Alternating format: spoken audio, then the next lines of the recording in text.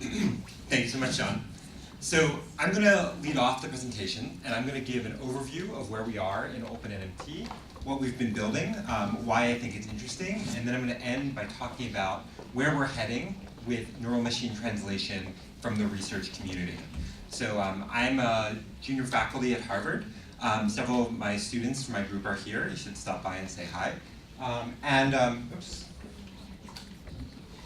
Is this, oh, it's going automatically? Okay, yeah.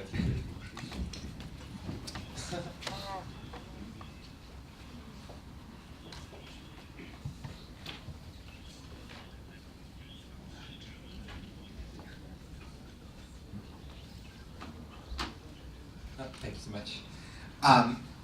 So I'm going to talk a little bit about what we've been building with OpenNLP. So let's see.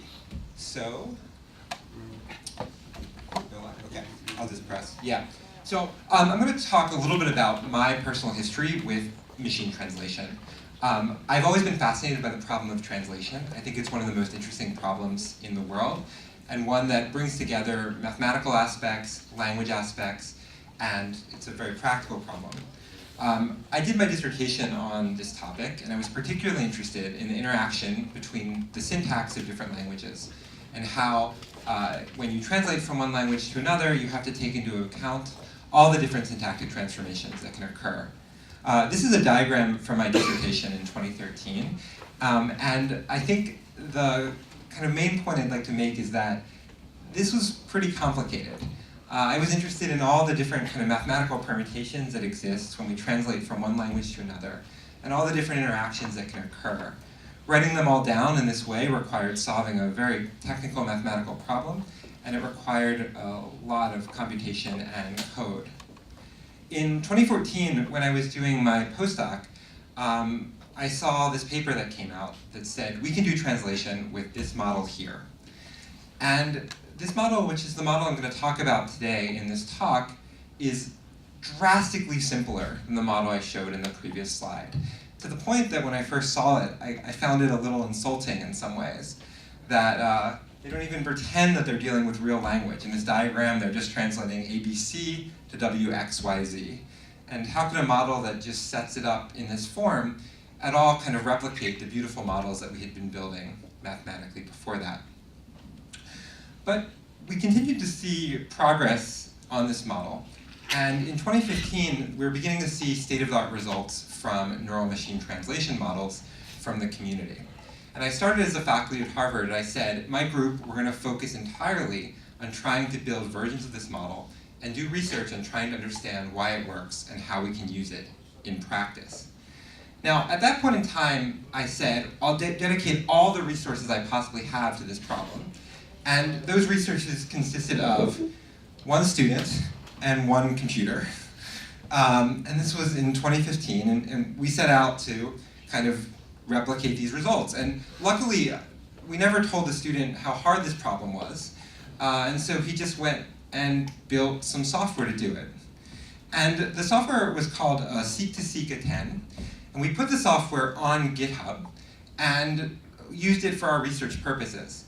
And when you go back and you look at the page for this software, you can tell it's written for academics because it's basically unreadable. And I don't even think it mentions the word translation at all. It was mostly concerned with the kind of modeling aspects of the underlying problem itself. In 2015, unbeknownst to us, we got an email from Paris, and the email said, we've been using your open source software to do translation. We're a company that does translation. And it was quite surprising for us to hear this, because for all we could tell, this was just something we were doing for our own academic purposes. And then in 2016, we saw this paper that came out from Systron, where they took this open source software and extended it and produced state-of-the-art results that were way better than the models that they had been using before. And doing this just from the kind of open source project we had built. And I think this really convinced me in the kind of power of having these open source collaborative communities where academics thinking about kind of the things we think about in our mathematical world and industry using these products for real sources could work together. And we started talking to Systron about using their engineers and using our students to build a product. And that product in particular was this open source software called OpenNMT. And so with their engineers, they were able to clean up the code that we produce. And we took it together and produced a nice website that actually mentions translation and made the code in such a way that it was easy to use and easy for someone to get started in. And that was always the goal for us, was to make something clean, fast, efficient, and easy for people to get started with translation for the first time. Now, in 2017, we took this software and put it out into the wild. We released our first version about a year ago. And in the last year, we've seen a kind of tremendous uptake in use of this software. Over the last year, we've had almost 4,000 total GitHub stars and almost 1,000 forks of the software itself. We've also seen about 3,500 code commits from a huge amount of different users, both from industry and from academia, and from all over the world. There were 112 committers, so many of them are here today, but there are many who use the code and commit and kind of are just out there in the wild, I've never met before in my life. And we have 3 major code bases in Lua, PyTorch, and TensorFlow. So we're supporting kind of these 3 things simultaneously in the community itself. In the last year, it was ranked as one of the top 30 AI projects on GitHub, and that was just the one Lua version of the code. If you combine all 3 of them, it would be probably in the top 10 in the last year itself. And it's been used by more than 60 research papers. So this was always kind of a goal of the project, was that we wanted to support both researchers and also industry. And it's a goal we continue to hope doing today. So we're trying not to kind of focus too predominantly on one or the other. And then this year it was named as a Best Demo Runner-Up at the Association of Computational Linguistics, our major conference in the field. We can see where people are using OpenNMT. If we look around the world of where the actual usage, there's a strong usage in the United States, and actually an equally strong usage in China. And we actually have several people from China who made it out here today. There's also some usage in India, beginning to be a little bit of usage in South America, and then of course distributed throughout all of Europe. We have different stars for the project itself. And this is just for the Python version of the project. We have a similar graph for the Lua and the TensorFlow version of the project. And then, as I was mentioning earlier, it's fantastic to have contributors as well from all over the world. This map shows for all the different people who came today.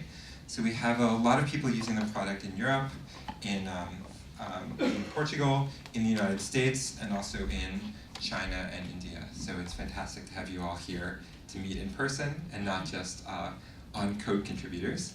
I joke that I often spend a lot of time kind of waking up in the morning and trying to talk to our contributors in China, where I have to deal with a kind of 12-hour time difference in our code commits. So next up, let me talk a little bit about what it actually is that we're building, and give you an overview of what neural machine translation is and what it is that you'll be hearing about today in the research and industry talks. So first, let's talk about how you use these methods to model language from a single language. So how you might take a neural deep learning based model and model words in a given language. This is a simple idea, and I'm going to show it to you in simple diagrams. A lot of the kind of power of these models, though, is having models that scale behind the scenes and using kind of large parameters and large computation. So first off, we start with a model of words. Here we're mapping from each word in our language to a vector representation that tries to take into account the semantic and syntactic properties of each of the words itself. We call these word embeddings, and we map from the words to these blue vectors. And I'm going to show you a little graphic of what this looks like. Let's see. Okay. So here are vectors that we took from one of our OpenNMT models. We're looking at these vectors in a 3D space. So this is the top 500 words in a language, all mapped into a vector space. If we look at each of these groups, we'll see that similar words get mapped to similar places. So, here we go. So in this cluster here, we have the words American, British, and French, if you can see here. kind of all map near each other in that space. If we move around, we'll see other groups, like here's troops, defense, and military. And this is the part of the model that tries to learn the properties of the words themselves and map them to be nearby in the space itself.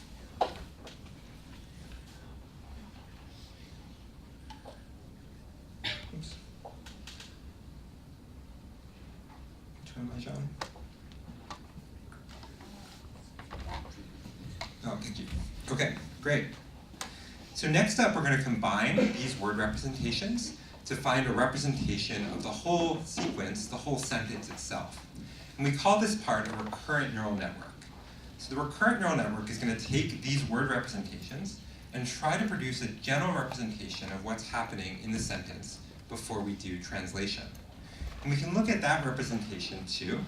Let me go back to my slides.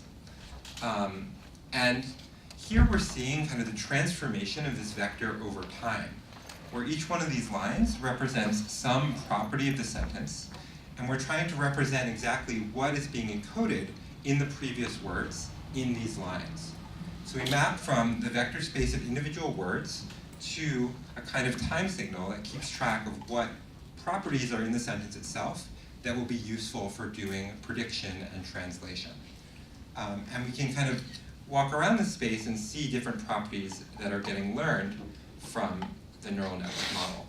Some of them are local properties that change over a short area, and some that change over a long period of time.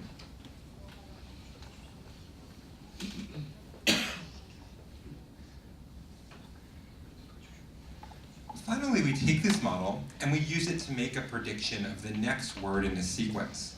So we go from word embeddings to a recurrent neural network to a prediction of the next word itself. And this is the process we're going to use to actually do a translation from a neural network. Given previous words, we consider what possible words might be next, and we search over them to find the best translation. So let's look at that in our demo.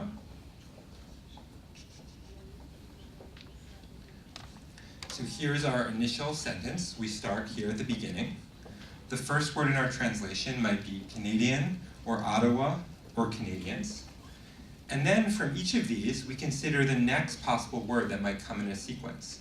So here we have Canada advises nationals to stay, or Canada advises its nationals, or Canada warns citizens to, etc. So we can consider each of the different predictions at each point, and then consider all of the ways we turn those in to a prediction over a sentence itself.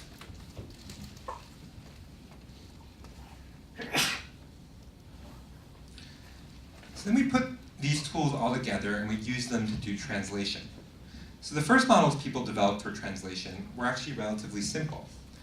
We would take a sentence like over the line, we would embed each of the words and run a recurrent neural network to get this yellow vector representation of the sentence itself. We'll then take that representation and use it to predict each word of our translation, one word at a time, maybe doing a search over all the possible translations for a given sentence. The next set of models extended upon this setup with attention-based models, where instead of simply just taking the word and encoding it into a single vector, we allow the model to search over words in the source sentence and select which ones would be most useful in making the next prediction of a word in translation. So here we have an input over the line, and then we want to translate each word on our right. To do this, we try to produce a distribution over each of our source words. Here we point to the word we want to translate next as line. We use that to produce a contextual vector representation that looks at the given translation so far and which words we think should be translated next. And we use that to make the prediction of our next word. And this model, known as attention-based neural machine translation, is at the heart of what we've implemented in OpenNNT. So most of OpenNNT as a project is just an implementation of this model. And most of the talks you'll hear today will be about taking this simple model, implementing it at large scale, and running it on different problems and producing translations of that form. So what we get out of this model is what's known as an intention vector that tells us which word was translated at each point in time. So here I'm showing an intention vector for a problem of summarization, where we're trying to look at which words in a long sentence should be included in a summary of that sentence itself. And as I noted, OpenNMT is, at heart, a simple and clean implementation of this attention-based model. Each of the different components of our system consists of each of the different blocks that I've shown previously. A block to take in a source sentence, to produce a target sentence, to implement attention, and then to implement the search process that I showed you in the images before. We also are very interested in kind of the educational aspects of this, and we include documentation for each of the different components. Here are the documentation for the Python version in OpenNMT, where we have diagrams describing each of the different components, how it can be connected up, and how you can use this in your system. Now, most users don't have to dig into the details of how things are implemented, but for expert users who want to extend and modify the system, we think this is an important aspect to make it easier to use. So finally, I want to talk about what's next for the OpenNMT project and what we're thinking about implementing for the future. So this is going to be what we're going to implement from the research side of view, and I think Jean will talk more about some of the industry components and other aspects on that front. So my group in particular is very interested in extending OpenNMT beyond just machine translation to other forms of generation. So one problem we're really interested in is this problem of summarization. So given a long document, how do you produce a summary of that document, where you take into account different aspects of the summary, such as length, style, and personalization to the user of interest. So here we're kind of using a similar tool, a similar setup, but we have to take into account other aspects of this problem. We're also interested in going from other modalities. So for instance, translating diagrams into text. Here I'm showing a kind of diagram where we might produce a kind of caption that describes what's happening in the diagram. And later today, my student Yuntian will talk about some work he's been doing about doing OCR with similar methods such as OpenNMT. Finally, we're interested in data-to-text generation, how you take in different modalities such as diagrams, kind of charts or tables, and use those to produce textual outputs. So here you might kind of have large sets of data and use them to produce a textual representation. And we've started to release a lot of these models. So if you go to the OpenNMT website, we now have a bunch of different models ranging from Chinese summarization to dialogue models to some of the models for image-to-text generation and table-to-text generation. And this is in addition to all the work on neural machine translation. We're also really interested in extending the visualization tools that we've built so far. So I've shown you some of the visualization tools that all hook into OpenNMT currently, but we'd like to develop more custom tools that are particularly designed to helping us understand better what's happening in neural machine translation, and also debugging models to try to add extra features and to figure out what might be going wrong in a given model. So this is one system that our group built, and we're looking into building more models customized for OpenNMT. We're also interested in supporting other aspects of research. So there's been a lot of interesting work in the last couple of years about latent variable models over text. And we're building in a lot of these kind of research aspects into the OpenNMT system. And you'll hear more about some of the benefits of these types of models later today in the research session of the program. And then finally, one of the really fun projects we're doing is working with groups in systems and hardware to try to use and develop kind of customized ways of speeding up neural machine translation.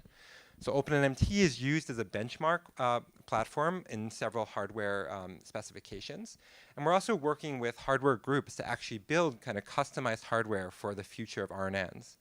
So I expect kind of in the future years, there'll be kind of specialized chips in every cell phone, particularly designed for aspects of deep learning, and kind of helping be in part of that conversation of what aspects of text should be modeled with this hardware, how to make it much faster than it is currently, how to make it more energy efficient and more useful for users kind of in the day-to-day world. So that's where we're heading from the research side. And so I'll stop now and take any questions from the audience about other kind of aspects of OpenNMT, or kind of what kind of research areas you might be interested in developing. Thank you very much.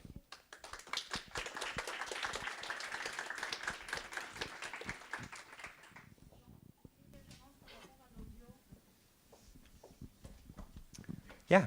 Hi, I'm Huda Bouamour. I come from Carnegie Mellon University in Qatar. You didn't mention it in the map. I didn't see Qatar at all. But anyways, I'm here and I said it. It was a long flight. My question for you is about the summarization, text generation. I'm actually interested in that part of the research, and I'm wondering if it is an extractive or an abstractive summarization, which means do you go from getting the most important part of sentences within a paragraph, or do you go at the phrasal level and extract that part? So how do you? I can't find the word, formulate the problem? Is it, which kind of these works? This is by far my favorite question. Thank you for asking it. Sorry if it's too technical for the audience. So there are two types of summarization. One is where you just cut out words from your source. You can think of that as kind of a highlighter model. And one is where you try to generate new words that kind of get the high level view of summarization. So what we're trying to do is implement the continuum in between. So OpenNMT Pi is one of the first kind of publicly available systems that implements kind of all the different types of copy models. So these are models that allow you to do both. So you have all the flexibility of being able to generate new words while also being able to kind of pull words directly from the source sentence. So the model can kind of decide how much it wants to kind of take words from the source and how much it wants to generate new words. Hi, I'm Marc Demetman from Naval Labs Europe in Grenoble, previously XRCE. I have a question. There are now some new approaches to neural machine translation, like attention is all you need, or some convolutional, models, which have, attracted a lot of attention. Is that a direction that you are also considering in parallel to go towards this non-RNN, so to speak, pure sec-to-sec models? Yes. So it was a really good question. The question is, there have been models both from Facebook and Google this summer that kind of changed the style of machine translation. So what we've done in our software is we've implemented both of these now, both convolution and attention is all you need. In the Python version, we're still slightly behind on performance, although we've equaled performance in the TensorFlow version. It's a heavy area of research. And if you look in our forum, you'll see tremendous amount of conversation about getting all the details right.